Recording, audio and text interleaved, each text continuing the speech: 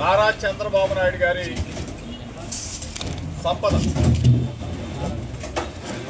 సంపదని సృష్టిస్తానని చెప్పాడు.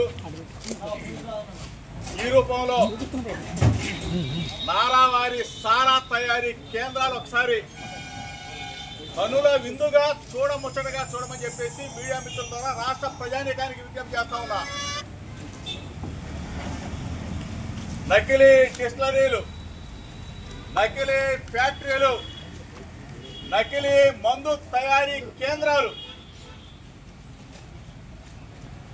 ములుగులపేట, ఇబ్రహీంపట్నం, తెనాలి, మంగళగిరి, పిఠాపురం, కుప్పం, ఇంకా ఎక్కడ దాకా ఇల్లు ఆగుతుందో తెలీదు. రాష్ట్రం మొత్తం కూడా నారావారి సారా తయారీ కేంద్రాలు. రాష్ట్ర ప్రజలు ఒక్కసారి తెలుసుకోమని, ఈ రాష్ట్రంలో జరుగుతున్న పరిణామాలని గమనించమని చెప్పేసి మీ ద్వారా కోరుతా ఉన్నా. దయచేసి ఇటువంటి మద్యం, ఇటువంటి కల్తీ మద్యం కేంద్రాలు పేద ప్రజల ప్రాణాలను హరిస్తూ ఉన్నాయి. కొన్ని వందల మంది, కొన్ని వేల మంది చనిపోతూ ఉంటే ఈ రాష్ట్ర ప్రభుత్వం, ముఖ్యమంత్రి చంద్రబాబు నాయుడు, ఉప ముఖ్యమంత్రి పవన్ కళ్యాణ్ గుడ్లప్ప నుంచి చూస్తారని చెప్పి అడుగుతా ఉన్నా.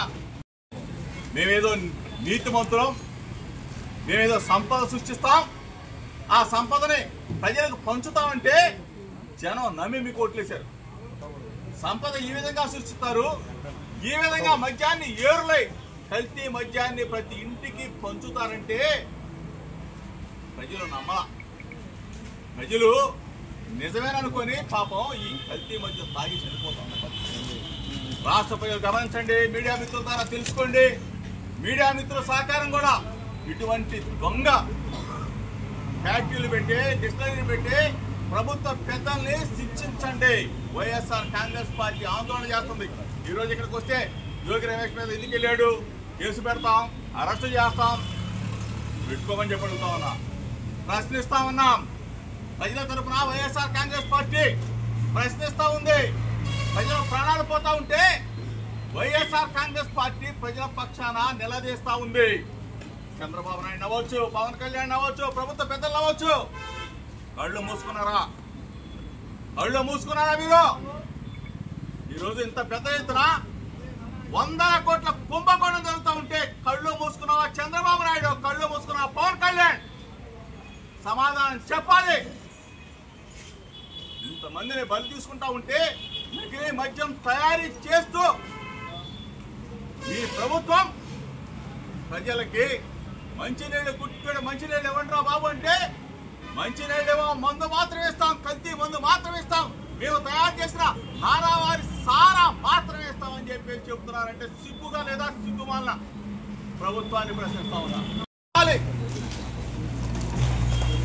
బాధ్యులైన వ్యక్తుల్ని, బాధ్యత కలిగిన వ్యక్తుల్ని, దీనిలో మంత్రులున్నా, ఎమ్మెల్యేలున్నా, ఆఖరికి ప్రభుత్వ అధిపతులున్నా సరే శిక్షించవలసిన తరుణం. ఈరోజు ఇక్కడ ఇంత పెద్ద ఎత్తున మద్యం తయారీ జరుగుతూ ఉంటే, అక్రమ మద్యం నిల్వ జరుగుతూ ఉంటే కళ్ళు మూసుకొని చూస్తా ఉన్నారా? దీనికి సంబంధం ఏ ఒక్క వ్యక్తుల్లో అనామకుల్లో అరెస్టు చేసి చేతులు దులుపుకోవాలనుకుంటా ఉన్నారా? మీ ప్రభుత్వ పెద్దల పాత్ర లేదా? మీ మంత్రివర్గ సహచరుల పాత్ర లేదా? ఇక్కడ తయారు జరుగుతూ ఉంటే స్థానికంగా ఉన్న ఎమ్మెల్యే కానీ, ఎమ్మెల్యే బామర్ది కేపీ పాత్ర లేదా అని చెప్పి అడుగుతా ఉన్నా. అంటే మీ పాత్ర లేకుండానే ఇన్ని 100 కోట్ల రూపాయల మద్యం విక్రయాలు జరుగుతాయా? మద్యం తయారీ జరుగుతావుదా? మద్యం తయారీ కేంద్రాలు నేషనల్ హైవే పక్కన విజయవాడ, హైదరాబాద్ నేషనల్ హైవే పక్కన మద్యం తయారీ జరుగుతూ ఉందంటే